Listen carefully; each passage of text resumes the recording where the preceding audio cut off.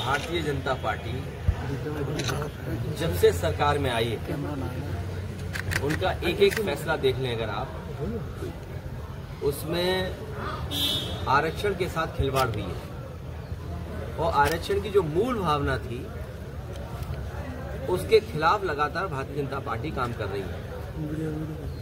जब से दिल्ली और यूपी की सरकार में आए हैं, मैं यूं कहूं कि पीडीए परिवार के लोगों के साथ भेदभाव हो रहा है और भारतीय जनता पार्टी नहीं चाहती है कि जो समाज, जो बहुजन समाज, जो पीडीए परिवार, चाहे वो अल्पसंख्यक हों, आदिवासी हों, आदि आबादी हो, पिछड़े हों, दलित हों या अन्य जातियां जिनको आरक्षण से सम्मान का जीवन जीने का मौका मिलता था, उस आरक्षण के साथ लगातार सरकार खिलवाड़ कर रही है। जहां तक पिछले चुनाव में एक कदम बढ़कर के हम सभी लोगों ने मांग की कि जाति जनगणना हो और आबादी के हिसाब से हक और सम्मान मिले, यही हमारा संविधान कहता है और यही मूल भावना थी मंडल कमीशन की, यही बाबा साहब चाहते थे, यही डॉक्टर रामानंद लोहिया चाहते थे, यही नेताजी का रास्ता रहा।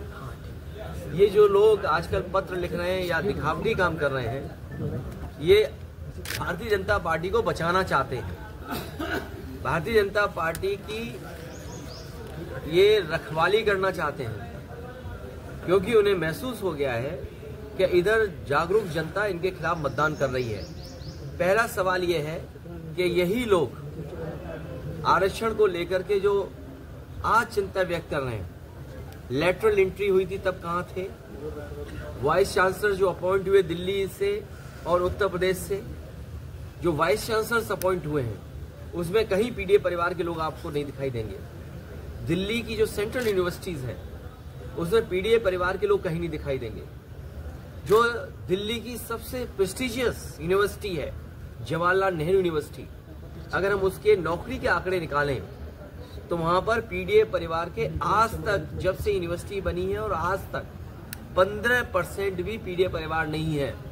और यही हालत बीएचयू यूनिवर्सिटी की है जहां से प्रधानमंत्री चुन करके जाते हैं। तो अगर हम ये दो यूनिवर्सिटी का देख लें और वाइस चांसलर्स का अपॉइंटमेंट देख लें और वाइस चांसलर्स ने जिनको नौकरी दी है उनके हम आंकड़े देख लें तो आप पाएंगे कि इस सरकार में आरक्षण के साथ खिलवाड़ हुई है।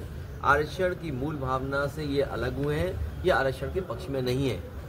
अनुप्रिया पटेल ने जो लेटर लिखा उसमें उन्होंने यही सवाल खड़ा किया कि नौकरी को लेकर के, देखिए ये जो चिट्ठी पत्र या जो आरक्षण के पक्ष में आज बोल रहे हैं, ये तमाम वो लोग हैं जो भारतीय जनता पार्टी को बचाते हैं। ये उस दल को बचा रहे हैं जो दल भारतीय जनता पार्टी आरक्षण के खिलाफ है। सर, क्रिकेट में आपकी दिलचस्पी है, कल वर्ल्ड कप जीता है टीम इंडिया ने, क्या कुछ कहेंगे? मैं इंडिया की जीत के लिए बधाई देता हूँ और पूरे देश के लोग इंडिया की जीत पर खुशी मना रहे हैं। कल समाजवादी पार्टी वृक्षारोपण करने जा रही है, शुरुआत किस तरह से, क्या रहेगा? मैं कार्यकर्ताओं को बधाई देता हूँ जहाँ वो एक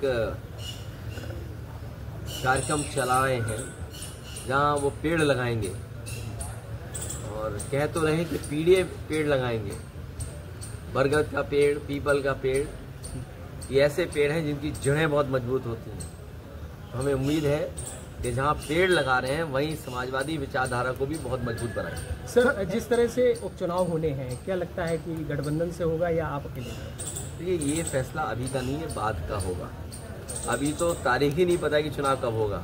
इसमें बीजेपी को घबराने की जरूरत नहीं है, बीजेपी हारने जा रही है। तो सदन में आप बैठ रहे हैं, सदन शुरू हो गया है, पिछले मुकाबले किस तरीके के अंतर अब आप देख रहे हैं? बीजेपी की क्या स्थिति? याद होगा आपको, जब उत्तर प्रदेश का चुनाव था तो हम याद दिलाते थे कि 60 लाख बच्चों के परिवारों के साथ खिलवाड़ हुई थी, उनके भविष्य के साथ खिलवाड़ हुई और उसका गणित भी बताते थे कि अगर उस परिवार के सदस्यों को केवल हम माँ बाप को जोड़ दें तो 3 गुना 60 लाख, 1,80,00,000 परिवार या लोग ऐसे थे या वोट जो प्रभावित थे सीधे सीधे। अभी जो नीट का एग्जाम हुआ है, कम से कम नीट का एग्जाम तो नीट एंड क्लीन हो, क्योंकि वो भविष्य के हमारे डॉक्टर बनने जा रहे हैं। भविष्य में हमारा स्वास्थ्य कैसे बेहतर रहेगा उसकी जिम्मेदारी उनके कंधे पर होगी। ये बीजेपी के लोग अभी से नहीं, इनका पुराना इतिहास उठा करके देख लो। ये जितने भी एग्जाम होते हैं सबसे ज्यादा खिलवाड़ ये करते हैं, खिलवाड़ खुद करते हैं, उंगली दूसरों पे उठाते हैं। जैसे ये आरक्षण की जो चिट्ठी आ गई, आखिरकार कौन है जिम्मेदार इसके लिए? बीजेपी खुद जिम्मेदार है। तो जब अपॉइंटमेंट्स हो रहे थे, ये तमाम चिट्ठी लिखने वाले कहाँ थे? तो सर सदन में डिप्टी स्पीकर पद के लिए क्या आपकी पार्टी कोई देखिए, जो अन्य दलों का फैसला होगा और अन्य दल अगर चाहते हैं कोई इस तरह का, और ये बात पहले भी कही गई कि डिप्टी स्पीकर विपक्ष को मिलना चाहिए, डिप्टी स्पीकर विपक्ष का हो। सर लगभग 4 महीने बाद मोदी के मन की बात आज फिर से कार्यक्रम शुरू हुआ, 111वां संस्करण है। मैंने तो सुना नहीं। सर पीडीए से क्या लग रहा है आपको कि भाजपा की पीडीए से घबरा रही है क्या? किस तरीके की रणनीति उनको बदलने के प्लान बना रहे हैं? पीडीए के साथ साथ बीजेपी भारत की जनता से घबरा रही है, क्योंकि भारत की जनता जागरूक हो गई।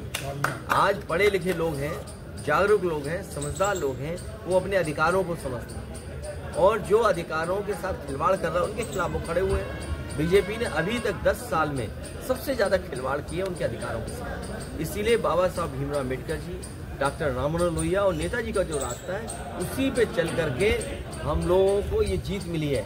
इस जीत के लिए उत्तर प्रदेश की जनता का मैं बहुत धन्यवाद देता हूँ। उत्तर प्रदेश की समझदार जनता और वो जनता जिसने संविधान बचाने के लिए मतदान किया, हम उन्हें भरोसा दिलाते हैं कि संविधान पर कभी भी आ जाएगी तो समाजवादी लोग जनता के साथ खड़े दिखाई देंगे। सर उत्तर प्रदेश मंत्री ओम प्रकाश राजभर जी, उनके विधायक जो उनका नकल माफिया नाम आ रहा है, बेबी राम जी का। अच्छा, अब सरकार को सब पता है, अब कौन से सबूत सरकार